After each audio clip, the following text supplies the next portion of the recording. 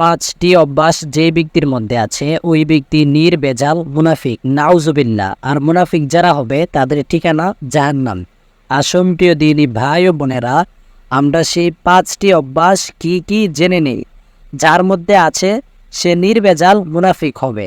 আর মুনাফিকদের ঠিকানা বিশ্বনবী সাল্লাল্লাহু আলাইহি ওয়াসাল্লাম বলেছেন জাহান্নাম।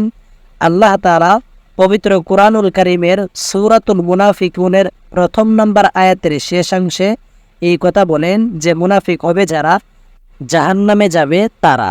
এজন্য আসুন প্রিয় দিনী ভাই ও বোনেরা, আমরা সেই পাঁচটি বিষয় জেনে নেই। যদি আপনার মধ্যে থাকে তাহলে অবশ্যই এখন থেকে, এই মুহূর্তে থেকে এই পাঁচটি ভুল থেকে বেরিয়ে আসুন।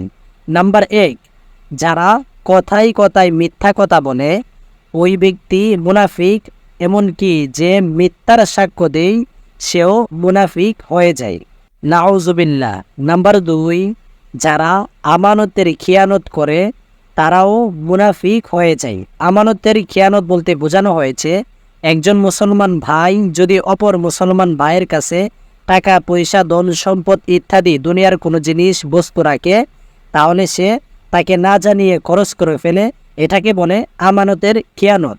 নাম্বার 3, যারা ওয়াদা দিয়ে ওয়াদা ভঙ্গ করে। ওয়াদা দিয়ে ওয়াদা ভঙ্গ করা বোঝানো হয়েছে যদি একজন মুসলমান ভাই অপর মুসলমান ভাই থেকে কিছু টাকা ধার নেই, হাওলাত নেই, সে যদি বলে আমি 1 তারিখে দিয়ে দেব, কিন্তু সে ওই কথা অনুযায়ী তার টাকা, তার পাওনা তাকে বুঝিয়ে দেয় নাই, এইটাকে বলে ওয়াদা দিয়ে ওয়াদা ভঙ্গ। আরও অনেক এরকম ওয়াদা আছে, কথার ওয়াদা, অনেক ধরনের ওয়াদা রয়েছে। নাম্বার 4, যারা সব সময় মানুষের সঙ্গে কথা বলতে গিয়ে অশ্লীল ভাষায় গালিগালাজ করে, অশ্লীল ভাষায় কথাবার্তা বলে। এই জন্য যারা এইরকম অশ্লীল ভাষায় কথাবার্তা বলবে তারাও মুনাফিকের কাতারে পড়ে যায়।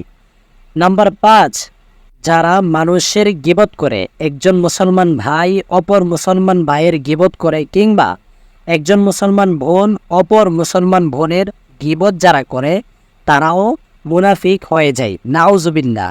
এই জন্য প্রিয় দিনী ভাই ও বোনেরা, এই 5টি আলামত যার মধ্যে আছে ওই ব্যক্তি নির্ভেজাল মুনাফিক, তার মধ্যে কোনো সন্দেহ নেই। এই জন্য আসুন প্রিয় দিনী ভাই ও বোনেরা, যাদের মধ্যে এই 5টি দিক আছে এখন এই মুহূর্তে এই 5টি দিক পরিত্যাগ করুন, আল্লাহ তাআলার কাছে তাওবা করুন। আর না হয় আপনি যদি মুনাফিক থাকা অবস্থায় মৃত্যুবরণ করেন, আপনার ঠিকানা হবে সরাসরি জাহান্নাম। কারণ আল্লাহ তাআলা মুনাফিকদের ঠিকানা জাহান্নামের মধ্যে রেখেছে। শুধু জাহান্নাম নয়, জাহান্নামের মধ্যে যত বড় বড় কুখ্যাত কাফের যেমন ফেরাউন, নমরুদ, আবু জাহেল, তাদের যেই জায়গাতে জাহান্নামের ঠিকানা হবে তার চাইতে একেবারে নিম্ন স্তরে, মানে কাফেরদের আরও নিচে মুনাফিকদের ঠিকানা হবে, নাউজুবিল্লাহি মিন যালিক। আল্লাহ রাব্বুল আলামিন আমাদেরকে সহি বুঝ দান করুক, আমিন। আসসালামু আলাইকুম ওয়া রাহমাতুল্লাহ।